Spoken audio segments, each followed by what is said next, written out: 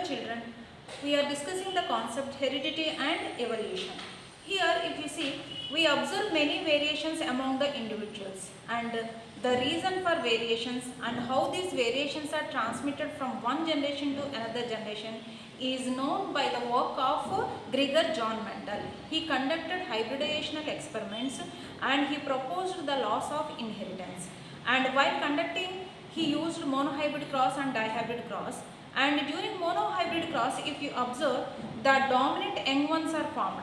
And the dominant young ones, they are showing both homozygous condition and also heterozygous condition. How would you know that the individual is homozygous dominant or heterozygous dominant? For that purpose, we have a test cross. During the test cross, the F1 individual is crossed with the parent, which is showing the recessive character, that is called as test cross. And here it is used, why we are using it is used to know the individual whether it is showing homozygous dominant or whether it is a heterozygous. Homozygous means both the genes are representing the same character, that we call it as pure breed. Whereas heterozygous means it is showing two different genes which are representing two different characters. So such a heterozygous condition we called as, such organism is called as hybrid. And here during this test cross, we are taking that hybrid and we are crossing with the recessive individual. And in such a case, we will use the gametes formed by this parent along the one side of the square and the gametes formed by this parent along the other side of the square. Then the possibilities we will use in this square. And if you see the possibilities, here the hybrid condition of dominant character is expressed, that is 50% of heterozygous yellow character we observed in two plants and 50% of homozygous green is observed in two plants. That means both are recessive genes. So that's why the green color will be expressed here. Here these are of two types of genes. Though they are two types of genes, because of having the dominant gene, it will show the yellow character. So if you observe, 50% yellow plants and 50% green plants are formed. And here, because of this, if you observe the ratio, the phenotypic ratio is 1:1 and the genotypic ratio is also 1:1, because see the combinations. Here the genotypic combination is capital Y and small y and small y and small y, two plants. That means the phenotypic ratio and also genotypic ratio in the test cross is same, that is 1:1. And see the back cross. Here when F1 individual is crossed with any of the parent, that we called as back cross. Suppose here we have taken the F1 individual and we have crossed with the dominant individual, that is dominant pure breed. Then see the possibilities formed. And here if you observe, 50% homozygous yellow are observed. See, these are both the genes are carrying yellow, and as it is a dominant, here yellow character will be observed. But here also both the genes are not same, two different genes. Y is representing the yellow and this small y is representing green. But because of this dominant nature, here the character exhibited is the yellow color only. So that's why here all plants are formed are yellow. Whereas here if you observe the genotype, we are finding two different combinations, that is both capital Y and in two cases we are observing one capital Y and one small y. So 50% homozygous yellow we are observing and 50% heterozygous yellow we are showing. So this is the back cross and test cross. Now I am explaining the dihybrid cross. So here dihybrid cross means we are crossing two individuals which differ in two contrasting characters. Whereas in the monohybrid cross we have taken two individuals but we are considered only single character. But whereas in the the name itself includes, means two. Here we are crossing two parents which are showing differences in two pairs of contrasting characters. So cross involving two pairs of contrasting traits is called as dihybrid cross. And here we have taken two characters. So what are the two characters? We have taken the seed color and also we have taken seed shape. Two characters we are taking, two contrasting characters. One is seed color and another is the seed shape. So the dominant characters, that is yellow and the dominant seed shape is round. That we have taken a pair in a parent, that is the pure breed. And here another parent we have included green colored seeds and wrinkled. The shape of the seed is wrinkled here. So two characters we are considering and we are crossing. That they are pure breeds. Pure breeds in the sense the yellow character is shown by the same genes and also round character is also shown by the same genes. Green character by same genes and also wrinkled by the same genes. So pure breeds we have taken as the parental generation. And these two parents are crossed. Then the gametes formed. The gametes formed. Here we already discussed in the gametes only during gamete formation only one gene will enter. That means a gene, that means a character is represented by two genes. In these two genes only one gene will enter into the gametes. So here out of these two genes one gene will enter, and here out of this gene also one gene will enter, and here also out of these two genes one gene will enter in the gamete, and here also one gene will enter in the gamete.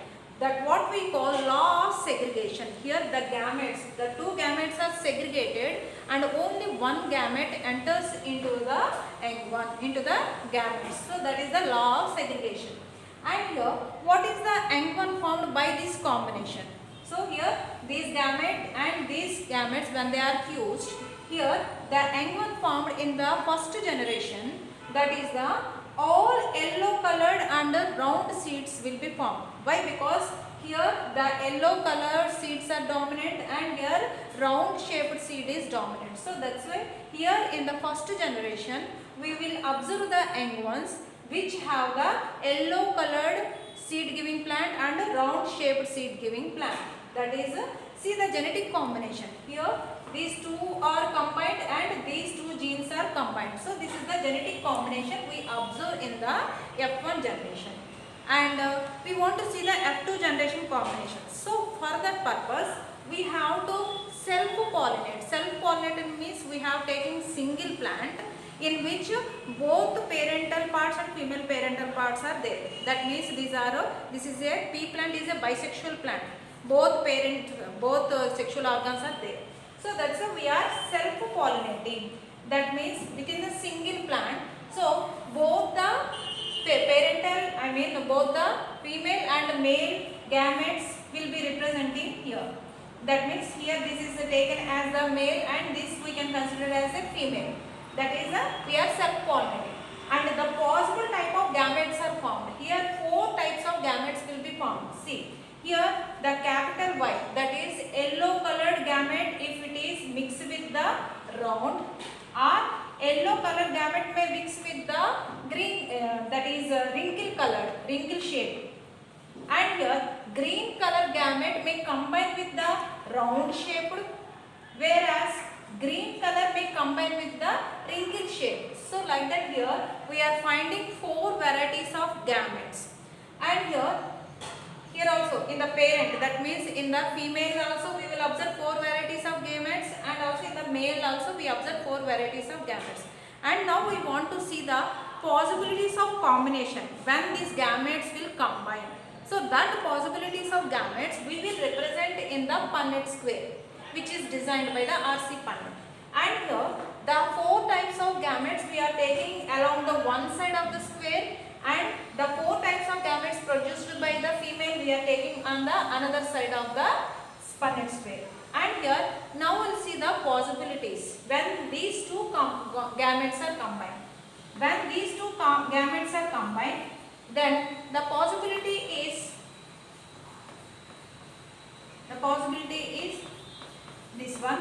That means capital Y and capital R and capital 1. This is the possibility. And what type of character we will observe? If you see, both dominant are there. That's why here we will see yellow and round.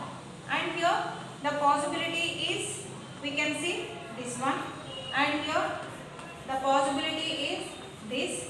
We want to check these possibilities. And see the possibilities. How I am writing. Here these two gametes when combined, this gamete when combined with this gamete. That means these combination we observe in the young ones. So that combination we are writing here like this. That combination we are mentioning like this.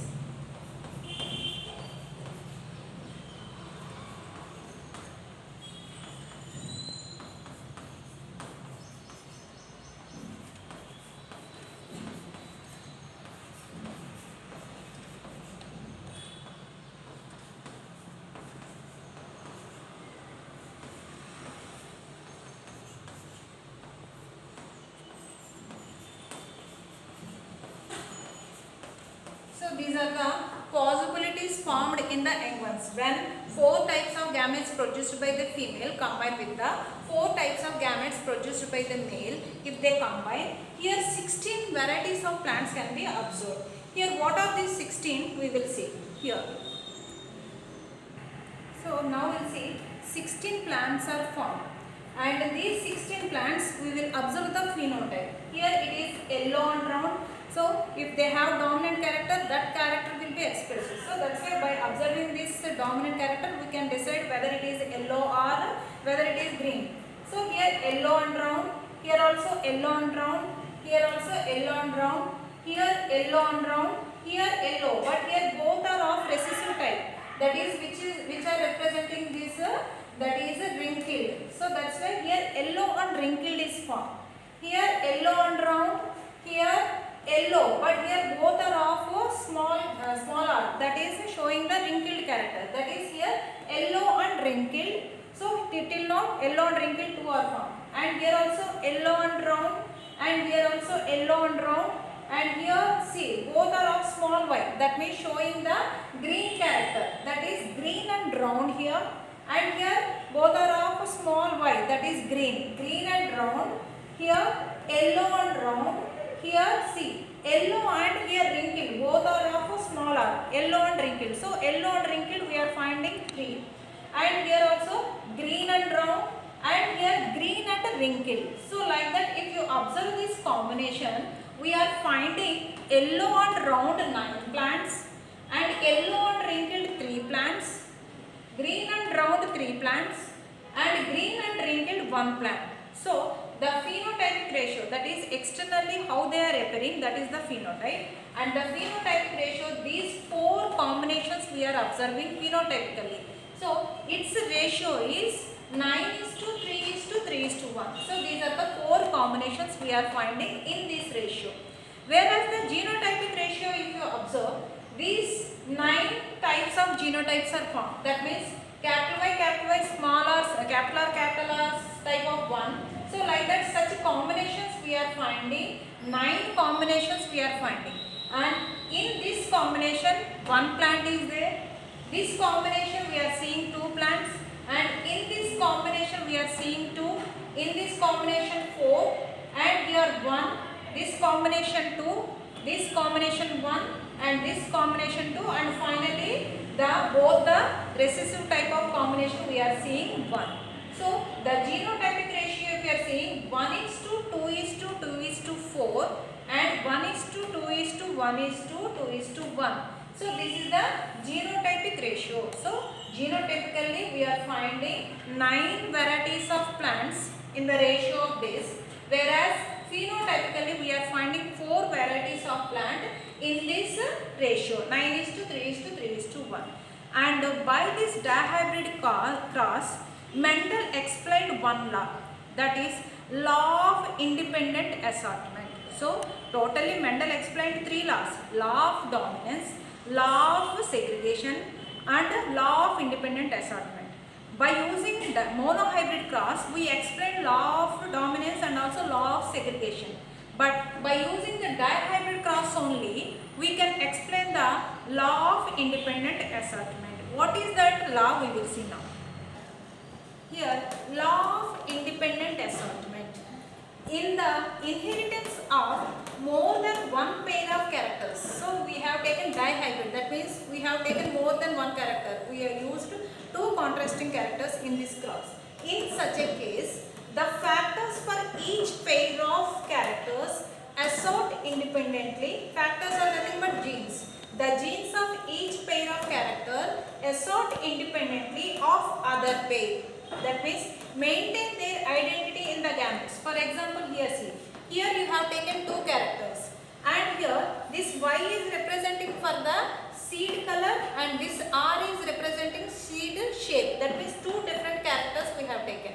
And the gametes formed, that means for these two the gamete formed is Y type, and for this R round shaped the gamete formed is round. That means here for this one character independently gamete is formed, for this second character the gamete is also independently formed. That means during this assortment of genes in the gametes, here there is no overlapping or there is no dominant over the other. Here this is not dominating other like this. We are not seeing like that. Here every character related gene is independently entering in the gametes. That we called as law of independent assortment. So by using this dihybrid cross, Mendel postulated the third law, that is the law of independent assortment. That means during the gamete formation, if we are taking more than one character in such a type, the genes of different characters may not overlap, will not overlap, and they individually enter in the gametes. That is the law of independent assortment. So here the Mendel conducted hybridization experiments, and by this experiment he proved that how the variations are transferred to the next generation and what are the reasons for variation. Because of getting different combinations, here the variations are possible. So by this Mendel, this hybridization experiment, he proved that the reasons for variations and also how they are transmitting to the next generation. And also by this hybridization experiments he postulated three laws in the inheritance in the human beings. So this is about the Mendel